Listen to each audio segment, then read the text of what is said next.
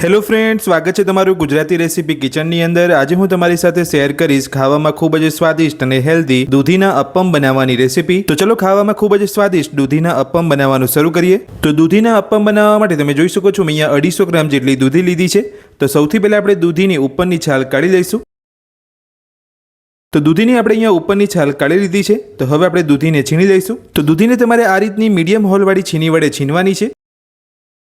દૂધીને આપણે અહીંયા છીણી લીધી છે। તો હવે આપણે દૂધીની અંદર ઝીણી સમારેલી ડુંગળી ઉમેરીશું, ઝીણા સમારેલા લીલા મરચાં ઉમેરીશું, સાથે ઝીણા સમારેલા લીલા ધાણા ઉમેરીશું, નાની અડધી ચમચી હળદર પાવડર ઉમેરીશું, 1 ચમચી કાશ્મીરી લાલ મરચું ઉમેરીશું, સાથે જ અડધી ચમચી ચાટ મસાલો ઉમેરીશું, સ્વાદ પ્રમાણે મીઠું ઉમેરીશું, અડધી વાટકી ચોખાનો લોટ ઉમેરીશું।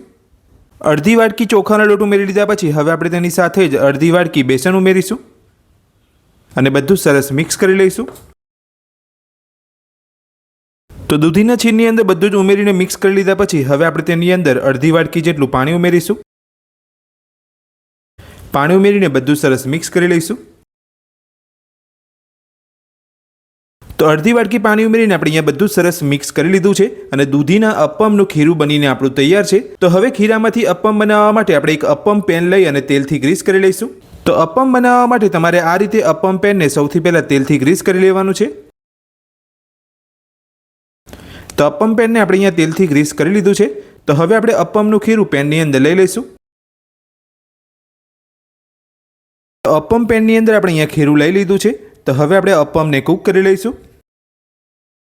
તો અપ્પમના ખીરાને આપણે અહીંયા ગેસ ઉપર લઈ લીધું છે। તો હવે આપણે ખીરાને 2 થી 3 મિનિટ માટે ઢાંકીને ગેસની મીડિયમ ફ્લેમ પર થવા દઈશું।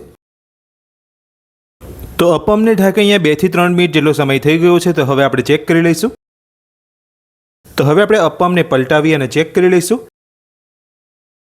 તો તમે જોઈ શકો છો અપ્પમનો એકદમ સરસ કલર આવી ગયો છે અને અપ્પમ આપણા એકદમ સરસ અહીંયા કૂક થઈ ગયા છે। તો હવે આપણે બધા જ અપ્પમને પલટાવી લઈશું।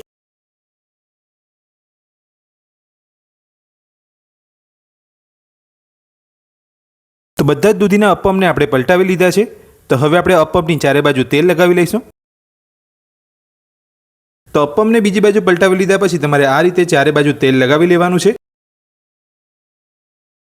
અપ્પમની ચારે બાજુ તેલ લગાવી લીધા પછી હવે આપણે એ જ રીતે અપ્પમને ગેસની મીડિયમ ફ્લેમ પર 2 થી 3 મિનિટ માટે ઢાંકીને થવા દઈશું। તો અપ્પમને પલટાવી લીધા પછી અહીંયા ઢાંકે 2 થી 3 મિનિટ જેટલો સમય થઈ ગયો છે। તો હવે આપણે અપ્પમને ચેક કરી લઈશું। તો હવે આપણે અપ્પમને બીજી બાજુ પલટાવી અને ચેક કરી લઈશું। તો તમે જોઈ શકો છો અપ્પમ આપણે બીજી બાજુ પણ એકદમ સરસ અહીંયા કૂક થઈ ગયા છે અને બીજી બાજુ પણ એકદમ સરસ કલર આવ્યો છે। તો હવે આપણે બધા જ અપ્પમને બીજી બાજુ પલટાવી લઈશું। તો આ રીતે તમારે અપ્પમને બંને બાજુ પલટાવતા જઈ અને ગેસની મીડિયમ ફ્લેમ પર ફ્રાય કરી લેવાના છે। તો બધા જ અપ્પમને આપણે અહીંયા બીજી બાજુ પલટાવી લીધા છે અને એકદમ સરસ આપણા અપ્પમ અહીંયા કૂક થઈ ગયા છે।